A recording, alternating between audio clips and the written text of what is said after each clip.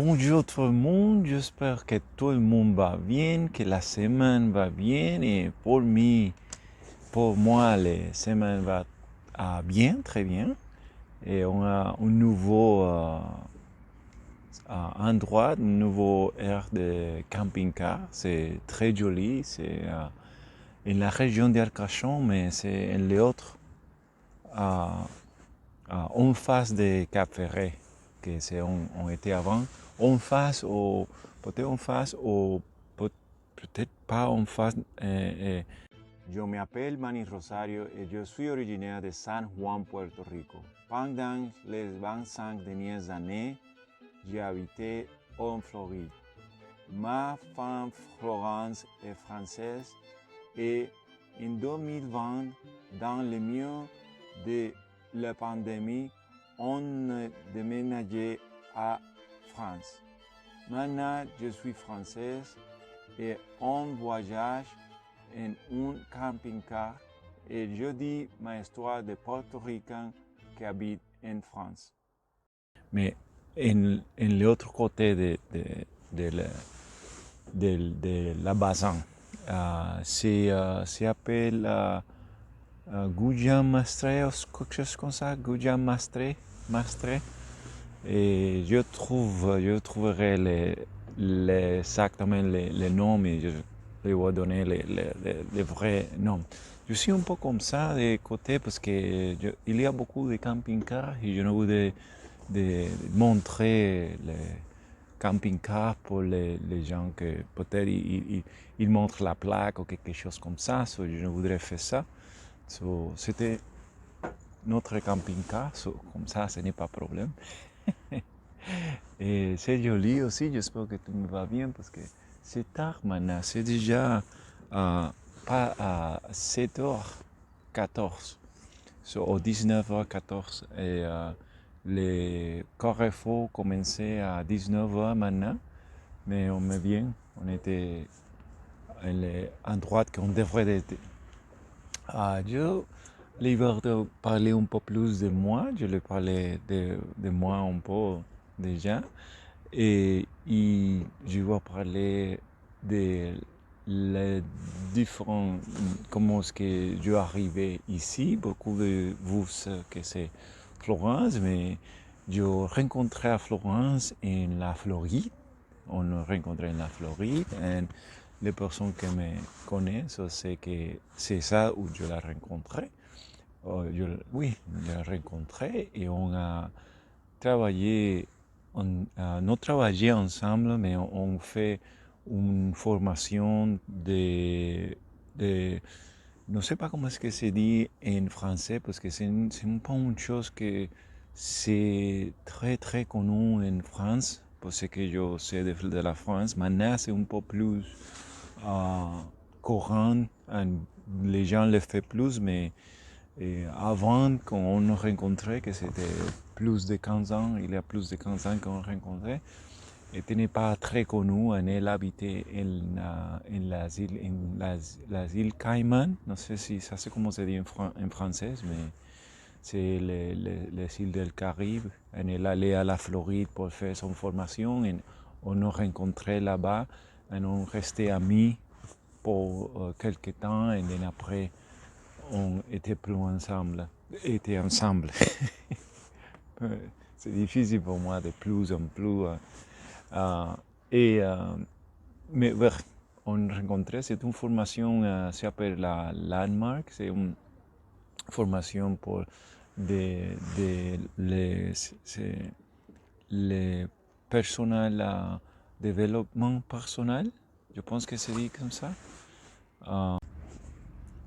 Maintenant, le petit prince, je suis juste près de finir le chapitre 4. Donc, je vais aller un peu plus de chapitre 5. On descend va et l'autre ne ressemble plus. Je me trompe un peu aussi sur la taille. Ici, le petit prince est trop grand. La île est trop petite.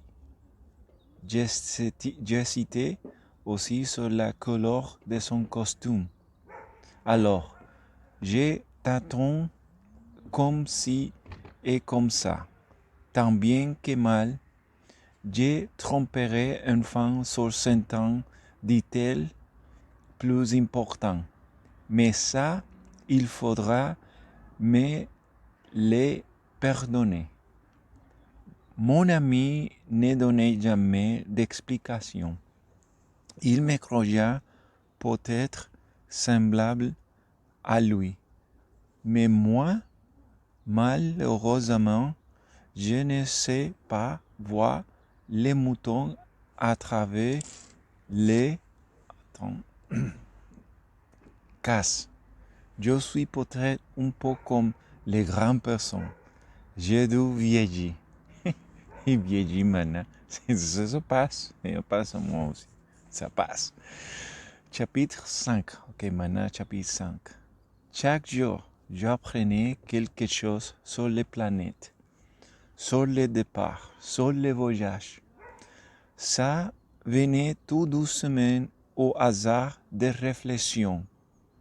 C'est ainsi que le troisième jour, je connus le drame des baobabs. Cette fois-ci encore, fut grâce aux moutons, car brusquement, le petit prince m'interrogeait, compris d'un doux grave. C'est bien vrai, n'est-ce pas que les moutons mangent les arbustes? Oui, c'est vrai. Ah, je suis content.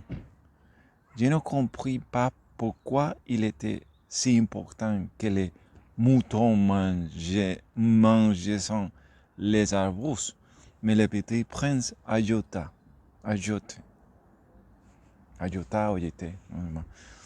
par conséquent, il mange aussi les baobabs. Je fis remarquer au petit prince que les baobabs ne sont pas des arbustes, mais des arbres, grands comme des églises, et que si même il emportait avec lui tout un troupeau d'éléphants, ce troupeau ne viendrait pas à bout d'un seul baobab. L'idée, baobab, les arbres, hein? L'idée de troupeau d'éléphants fit rire les petits princes. Il faudrait les mettre les uns sur les autres. Mais il remarque avec sagesse, les baobabs avant de grandir sans comment pas être petits. C'est exact. Mais pourquoi veux-tu que tes moutons mangent les petits baobabs? Il me répondit, ben voyons, comme il s'agissait là d'une évidence, et il me fallait un grand effort d'intelligence pour comprendre à moi seul ce problème. Et en effet, sur les planètes de Petit Prince, il y avait, comme sur toutes les planètes, de bonnes herbes et de mauvaises herbes.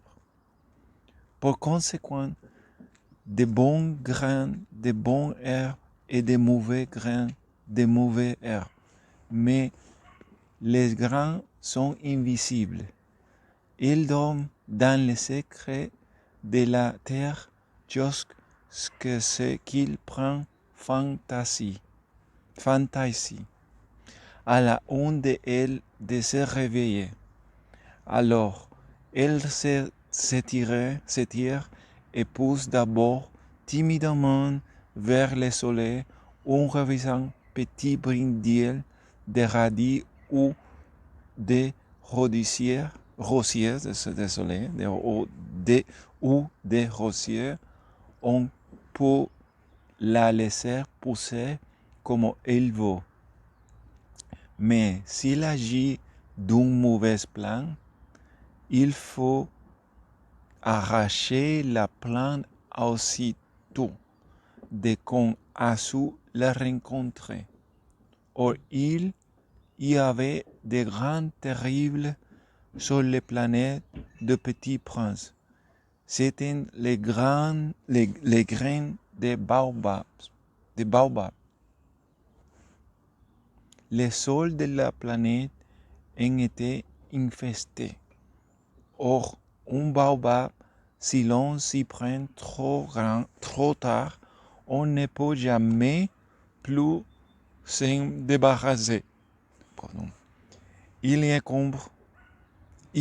encombre toutes les planètes. Il a parfois de ses racines. Et si la planète est trop petite et si les baobabs sont trop nombreux, ils la font éclater. C'est une question de discipline, me disait plus tard le Petit Prince. Quand on a terminé sa toilette de matin, il faut faire soigneusement la toilette de la planète. Il faut s'astreindre régulièrement à arracher les baobabs. Dès qu'on les distingue d'avec les rosets auxquels ils se ressemblent beaucoup quand ils sont très jeunes. C'est un travail très ennuyeux, mais très facile. Il y a une photo là. Vous savez, une photo là. Et un jour, il me conseillait de m'appliquer à réussir un beau dessin pour bien faire entrer ça dans la tête des enfants de chez moi. S'ils voyaient un jour, me disait-il, ça pourra leur servir. Il est quelquefois sans inconvénient de remettre à plus tard son travail. Mais s'il s'agit de baobabs, c'est toujours une catastrophe. J'ai connu une planète habitée par un paresseux. Il avait négligé 3 arbustes. Et sur les indications du Petit Prince, j'ai dessiné cette planète-là. Je n'aimais guère prendre le ton de moraliste, mais le danger des baobabs est si peu connu, et le risque couru par celui qui s'agirait dans un astéroïde sont si considérables que pour une fois, j'ai fait exception à ma réserve. J'ai dit, enfant, fais attention aux baobabs. C'est pour éviter mes amis de danger qu'ils frôlent depuis longtemps comme moi-même, sans le connaître, que j'ai tant travaillé ces dessins-là. La leçon que je donnais en valait la peine. Vous vous demanderez peut-être pourquoi n'y a-t-il pas dans ce livre d'autres dessins aussi grandioses que les dessins des baobabs? La réponse est bien simple. J'ai essayé, mais je n'ai pas pu réussir. Quand je descends les baobabs, j'ai été animé pour le sentiment de l'urgence. Ahí está le prochain, le dessin. Et je vais arrêter là parce que ça c'est maintenant après passer le chapitre 6. Ciao, ciao.